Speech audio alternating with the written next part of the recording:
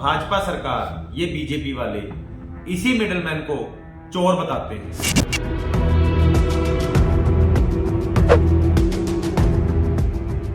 कि ये चोर है, टैक्स की चोरी कर रहे हैं। मगर एक बात मैं इस सरकार को बताना चाहूंगा, जिस दिन मिडलमैन ने ईमानदारी से अपना टैक्स भरना बंद कर दिया, आपको देश चलाना मुश्किल हो जाएगा। आज देश के पास टैक्स और इनकम टैक्स के अलावा कोई ऐसा साधन नहीं है जिस पर देश निर्भर कर सके या जिससे वो देश की अर्थव्यवस्था को चला सके। ये सरकार हमारे मिडलमैन के लिए आज क्या करती है, ये सबसे बड़ी बात है। बजट में कभी मिडलमैन के लिए कुछ नहीं आता। महंगाई का बोझ इस पर पड़ता है, कोई भी चीज का दाम बढ़ता है तो उसका बोझ सबसे पहले आम आदमी पर पड़ता है।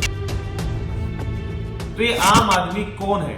आम आदमी आप, मैं, हम सब आम आदमी हैं जो ईमानदारी से अपना काम कर रहे हैं, देश के लिए, देश की अर्थव्यवस्था मजबूत करने के लिए काम कर रहे हैं, अपने बच्चों का पालन पोषण कर रहे हैं, जिसके बदले में हम सरकार से कुछ भी नहीं मांग रहे हैं। उसके बावजूद ये सरकार हमें चोर कहती है, तो ये कहां तक न्यायोचित है? क्यों सरकार इस पर ध्यान नहीं दे रही है?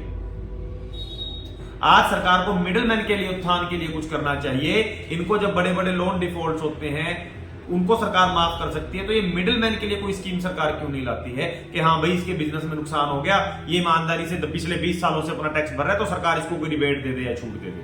मगर नहीं, सरकार को तो इनका खून चूसना है, इनकी खून पसीने की कमाई खानी है और अपने मंत्रियों का पेट भरना है, और बड़े बड़े जो इनके साथी कारोबारी हैं उनका करोड़ों रुपया माफ करना है कर्जा।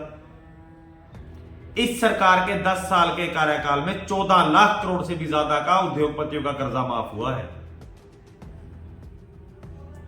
इस सरकार में एक रीत चली आ रही है कि देश के साथ ठगी करो, लोगों का पैसा उधारो और भाग जाओ देश छोड़कर। सरकार आप पर कोई कार्रवाई नहीं करेगी। एक मिडिल क्लास जिसने 10 लाख 20 लाख का लोन लिया होता है उसको ईमानदारी से चुका रहा है, एक किस्त भी उसकी डिफॉल्ट होती है तो बैंक उसके दरवाजे पर आ जाता है, उसकी घर की नीलामी करने को तैयार हो जाता है। मगर वहीं जब बड़े बड़े इंडस्ट्री जिन्होंने लाखों करोड़ का कर्जा लिया है वो डिफॉल्ट करते हैं तो बैंक उनको रिबेट देता है कि नहीं जी आपके 1 लाख करोड़ है, आ जाओ हम 50,000 करोड़ में सेटलमेंट कर लेंगे। क्यों भाई? ये हमारी मेहनत का पैसा, हमारी कमाई का पैसा उन पर ऐसे क्यों लुटाया जा रहा है? इसके बारे में मैं सही हूं या गलत, आप अपनी राय दें और कमेंट सेक्शन में जरूर बताएं कि इसके लिए सरकार को क्या करना चाहिए और मिडलमैन के लिए सरकार को क्या करना चाहिए जो ईमानदारी से अपना टैक्स पे करता है।